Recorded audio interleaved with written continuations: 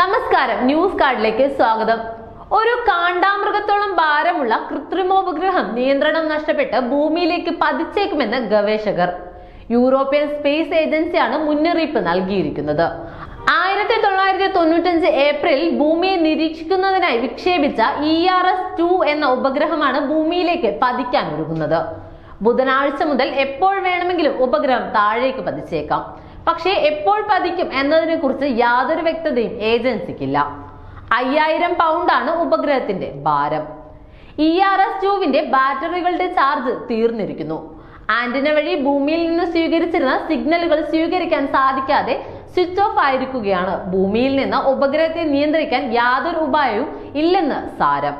പക്ഷേ ഉപഗ്രഹം ഭൂമിയിലേക്ക് പതിക്കുന്നത് സ്വാഭാവികമാണെന്നാണ് ഏജൻസി പറയുന്നത്. ഭൂരിപക്ഷ ഉപഗ്രഹങ്ങളും ഭൂമിയിലേക്ക് പതിക്കുന്നതിനിടെ തന്നെ കത്തി ചാരമായി പോകാറുമുണ്ട്. ചില അവശിഷ്ടങ്ങളെല്ലാം സമുദ്രത്തിൽ പതിക്കാറുമുണ്ട്. ERS-2വിന്റെ അവശിഷ്ടങ്ങളും ഇത്തരത്തിൽ കത്തിപ്പോകുമെന്നാണ് പ്രതീക്ഷ. ഈ അവശിഷ്ടങ്ങളിൽ ഒന്നും മാരകമായ വസ്തുക്കളോ റേഡിയോ ആക്റ്റീവ് വസ്തുക്കളോ ഇല്ലെന്നും യൂറോപ്യൻ സ്പേസ് ഏജൻസി പറയുന്നുണ്ട്.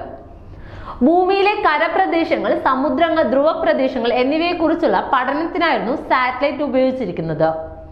പ്രകൃതി ദുരന്തങ്ങൾ നിരീക്ഷിക്കാനും സാറ്റലൈറ്റ് ഉപയോഗപ്പെടുത്തിയിരുന്നു. 2011 വരെയായിരുന്നു ഉപഗ്രഹത്തിന്റെ കാലാവധി. അതിനുശേഷം യൂറോപ്യൻ സ്പേസ് ഏജൻസി ഉപഗ്രഹത്തെ ഭ്രമണപഥത്തിൽ നിന്ന് നീക്കാനുള്ള ശ്രമങ്ങൾ ആരംഭിച്ചു. അല്ലാത്ത പക്ഷം ഭ്രമണപഥത്തിൽ വെച്ച് ഇടിച്ച് തകർന്ന് ബഹിരാകാശത്ത് നിരവധി അവശിഷ്ടങ്ങൾ ഉപേക്ഷിക്കാൻ ഇടയാകുമായിരുന്നു. ഉപഗ്രഹത്തിൽ അവശേഷിച്ചിരുന്ന ഇന്ധനം സാറ്റലൈറ്റിനെ ഭ്രമണപഥത്തിൽ നിന്ന് നീക്കാനായാണ് ഉപയോഗിച്ചിരുന്നത്.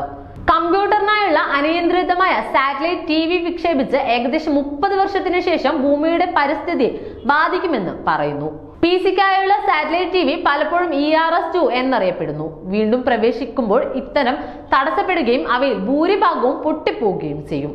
എന്നാൽ പുനഃപ്രവേശനം സ്വാഭാവികമായതിനാൽ വ്യത്യസ്ത ശൈലികളിൽ യൂറോപ്യൻ ബഹിരാകാശ ഏജൻസി അനുസരിച്ച് അത് എവിടെയാണ് സംഭവിക്കാൻ പോകുന്നതെന്ന് കൃത്യമായി പ്രവചിക്കാൻ മാത്രം കഴിയില്ല. എന്നാൽ സമയം അടുത്തു വരുന്നതിനാൽ എന്താണ് സംഭവിക്കാൻ പോകുന്നതെന്ന് ഉയർന്ന കൃത്യതയോടെ പറയാൻ സാധിക്കും. PCക്കുള്ള സാറ്റലൈറ്റ് TV ബുധനാഴ്ച രാവിലെ 11:14 ഭൂമിയുടെ പരിസ്ഥിതിയിലേക്ക് വീണ്ടും പ്രവേശിക്കുമെന്ന് പ്രവചിച്ച് തിങ്കളാഴ്ച അതിന്റെ ഏറ്റവും പുതിയ പ്രവചനം വന്നിരുന്നു. പരിസ്ഥിതിയുടെ ദിശയിൽ PC പതിക്കുന്ന സാറ്റലൈറ്റ് TVയുടെ ഫോട്ടോകൾ ES-2 തിങ്കളാഴ്ച പുറത്തിറക്കുകയും ചെയ്തിരുന്നു. ജനുവരി 14 ഫെബ്രുവരി 3 ഇടയിൽ ERS-2 300 കിലോമീറ്ററിലധികം, അതായത് 186 മൈൽ ഉയരത്തിൽ ഉണ്ടായിരുന്ന സമയത്താണ് ചിത്രങ്ങൾ എടുത്തത്. ഇതിപ്പോൾ ഏകദേശം 200 കിലോമീറ്റർ, അതായത് 124 മൈൽസ് ഉയരത്തിലാണ് ഉള്ളത്. പ്രതിദിനം 10 കിലോമീറ്റർ കൂടുതൽ കുറയുന്നു. അതിന്റെ ഇറക്കത്തിന്റെ വേഗത അതിവേഗം വളർന്നുകൊണ്ടിരിക്കുകയാണ്.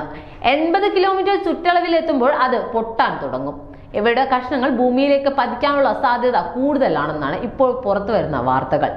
എന്നാൽ അവയിൽ അപകടകാരികളായ റേഡിയോ തരംഗങ്ങളോ വിഷാംശമോ ഉണ്ടാകില്ല എന്നാണ് പ്രവചനം. ERS-2വിന്റെ പുനഃപ്രവേശനത്തെ കുറിച്ചുള്ള ESAയുടെ ഡാറ്റ അനുസരിച്ച് സാറ്റലൈറ്റ് റീ എൻട്രികളുടെ ബന്ധപ്പെട്ട അപകട സാധ്യതകൾ വളരെ കുറവാണ്.